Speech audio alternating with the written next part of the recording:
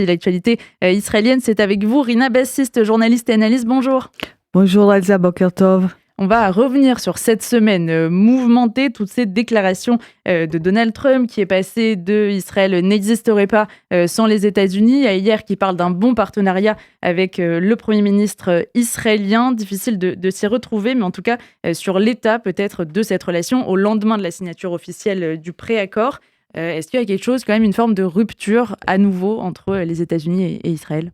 Oui, il faut peut-être parler de deux niveaux. D'abord, le niveau personnel. Et là, par exemple, on a une publication ce matin de Wall Street Journal qui dit effectivement que la rupture est aussi au niveau personnel, que le président américain, il a en fait un peu marre de Benjamin Netanyahu, de son insistance de continuer à frapper le Liban. C'est quelque chose que le président Trump voulait pas. Il a déjà mis en place des lignes rouges comme à ne pas frapper Beyrouth. Pourtant, Israël l'a fait 3 fois depuis qu'il a mis cette ligne en place. Et apparemment, sans trop consulter en fait les Américains avant de le faire. Sachant que ce qui importe en fait pour Washington, c'était la signature avec l'Iran par le Liban. Et donc, dans la vision du président américain, Benjamin Netanyahu n'a pas trop coopéré et même peut-être a dérangé d'une certaine façon les négociations avec Téhéran. Et donc là, il n'est pas très content avec lui. On sent que les choses se crispent entre ces deux dirigeants qui avant s'affichaient comme les meilleurs copains du monde. Avoir dit ça, il faut quand même rappeler qu'il y a...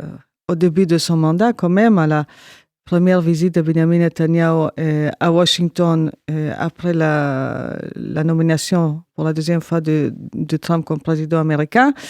C'était pas une visite très facile parce que Netanyahu était à côté de Trump et Trump annonce comme ça, on va ouvrir des négociations directes avec l'Iran sans consulter, sans notifier avant le Premier ministre israélien. Donc, il y avait déjà des grains de rupture qui datent même de 2-3 ans entre les deux hommes.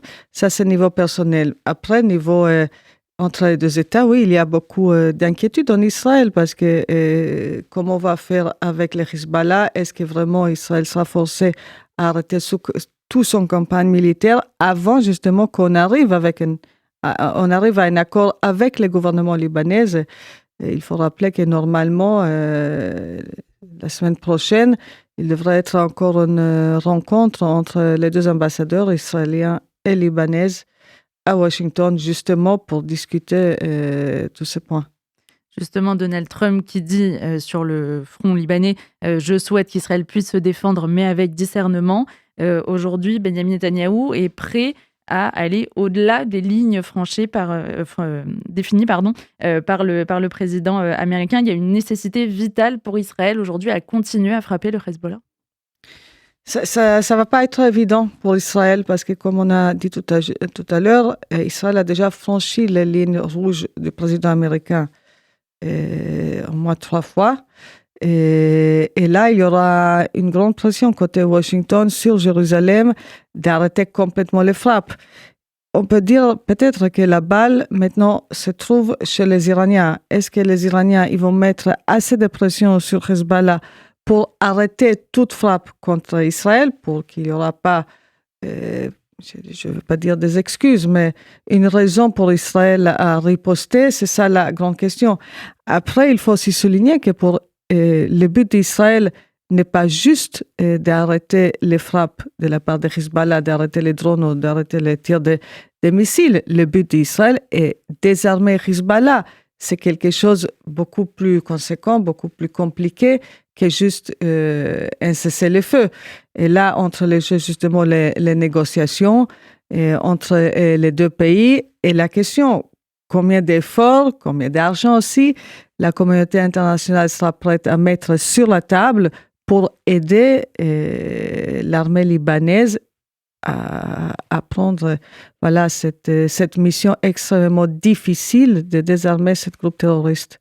Les relations donc entre les deux hommes, Benjamin Netanyahou et Donald Trump, qui se sont détériorées. C'est toujours compliqué entre les deux États. Et il y a aussi l'impact en politique intérieure pour Benjamin Netanyahou. On a vu une sorte d'unanimité de la classe politique en début de semaine à condamner cet accord entre l'Iran et les États-Unis. À quel point ça a une influence aujourd'hui sur la campagne en cours? Bien sûr, pour Naftali Bennett et pour Yair Lapid, je crois que ce sera un point principal maintenant que la campagne électorale commence, à dire, regardez, on a subi quand même 2 guerres avec l'Iran, guerres Israël a subi beaucoup pendant ces mois. Il y avait des pertes des civils, des pertes de soldats, des dégâts matériels absolument extraordinaires avec les missiles iraniens et bien sûr aussi ce que Hezbollah a fait. Il y a des villes dans le nord d'Israël qui sont carrément vides, qui sont devenues des villes et des villages fantômes. Et parlons pas de tout ce que ça a fait tous les effets sur l'économie israélienne, et le fait qu'il y ait un mois de vol. Et donc là, effectivement, l'opposition israélienne va prendre ça comme une preuve, en fait, cet accord qui est considéré en Israël comme un mauvais accord parce qu'il n'oblige pas forcément un arrêt complet de tout le programme nucléaire iranien. C'est un mauvais accord pour Israël. Et là, ça sera, pour l'opposition israélienne, ça sera la faute de Benjamin Netanyahou qui n'a pas su justement convaincre les Américains qu'il faut procéder autrement.